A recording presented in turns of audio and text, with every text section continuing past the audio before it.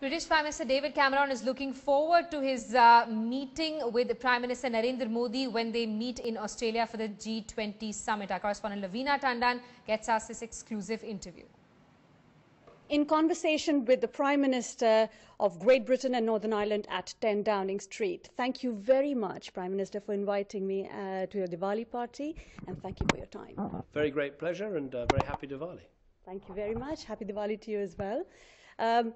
First and foremost, there is a huge decisive vote in BME, and especially the Indian community. At the same time, we have the UKIP playing a big role at this point in time. How would you balance the two to get the immigration right? Well, I think everyone in Britain wants to have a fair immigration policy. We've benefited from people coming to our country and working hard and making a contribution, and we should continue that tradition. But what I find, talking to people, including people who come from India or Indians who come from other parts of the world, they want to see us have a controlled system, not an out-of-control system.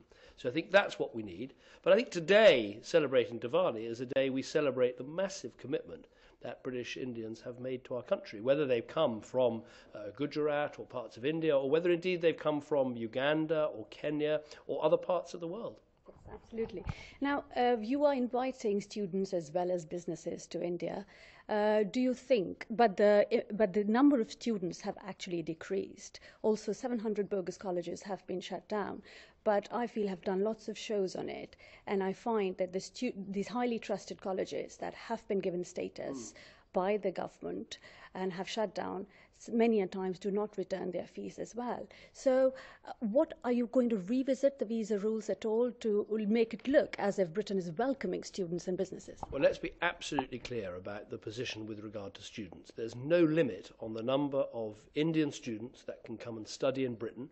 They have to have an English language qualification and they have to have a place at a British university. If they have those two things, then we will welcome as many students as want to come. And actually, in the last year, the number has increased slightly. Yes, we did close down bogus colleges because they weren't actually providing an education. They were just providing a route of entry to people who wanted to get round the rules. But there's no limit on the number of students who can come, and we want Indians to come here to contribute to our country.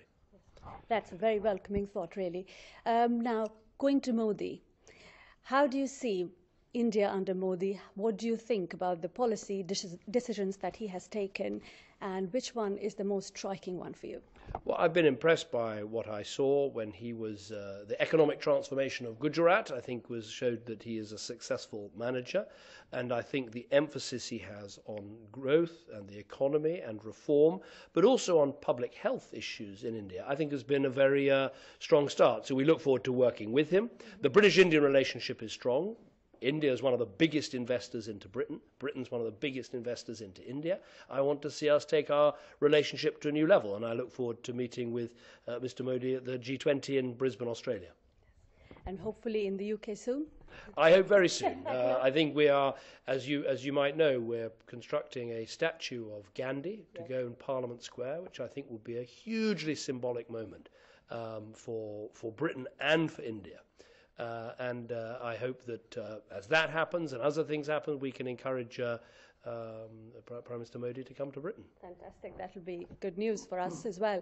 Now, India and Pakistan, in fact, Pakistan has taken Kashmir several times to the UN. Now that the firing is happening across the borders, they have again appealed to the UN. What would be your stance?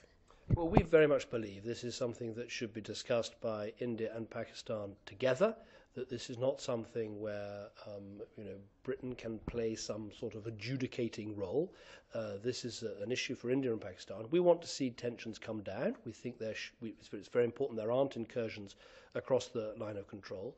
But what I see is the opportunity, if India and Pakistan could find a way to have a better relationship, the economic opportunity, the political opportunities for both countries would be immense. But obviously this has to be done on the basis of dealing with the issues and combating terrorism and dealing with the problems there have been.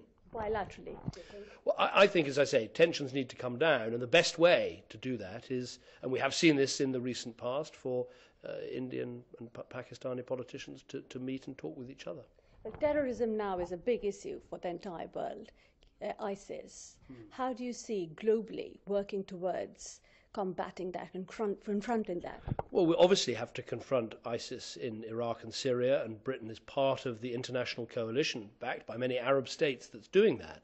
But I think we have to recognize the problem comes from an Islamist extremist terrorism that has found its place in too many parts of the world. Wherever there is conflict or civil war, we've seen this problem arise in too many places. So we have to combat the narrative. We need to combat the idea that it's okay to commit terrorist acts in the name of religion. It isn't. And it's not the religion of Islam that is doing this. It is, as I say, a perversion of that religion by some extremists, and we have to confront and defeat them wherever they are. Now, the last one is, of course, not terrorism, but almost being terrorizing people and Ebola. What would be your stance in working globally towards combating and confronting that again? Well, we have to deal with this at source, and that means in West Africa. And that is why Britain is probably the second largest donor in the world after America. And we are sending over 700 troops to Sierra Leone. We're building 700 hospital beds. We're setting up community facilities. We'll be training over 800 staff every week in Sierra Leone and spending hundreds of millions of dollars, because we know we need to help that country to deal with the Ebola outbreak, because if we don't deal with it at source, this terrible, terrible crisis will spread still further. So Britain is taking its responsibilities, and we're very happy to work with other countries who want to come in with us and provide the help that Sierra Leone, Liberia, Guinea and other countries need. Okay. Thank you. Indo-British relationship, what are the thrust areas for you? I think the key areas are the fact that we are two very lively, very vibrant democracies. And so we should build on that relationship between two democracies. We've obviously got massive British investment into India, huge Indian investment into Britain. We have a diaspora British-Indian community here that has made a massive contribution to our country. So building on, of course, our history and the past is important, but I think the future is even more exciting. And so those are the real areas: trade, business, commerce, culture, sport, our joint love of cricket. There are so many things that we can build on in our relationship, and I think make it one of the special relationships of the 21st century. All the best for that. And the last one, you can look into the camera and give a message, Diwali message, and woo your Indian voters. Well, thank you very much for letting me do that. A very happy Diwali. This is the festival of light, the time when we celebrate the triumph of light over darkness, of good over evil, and a time when we remember those vital values of family and community. And it's family and community and enterprise, of course, where the British Indian community does so much for our country. Thank you, and a very happy Diwali.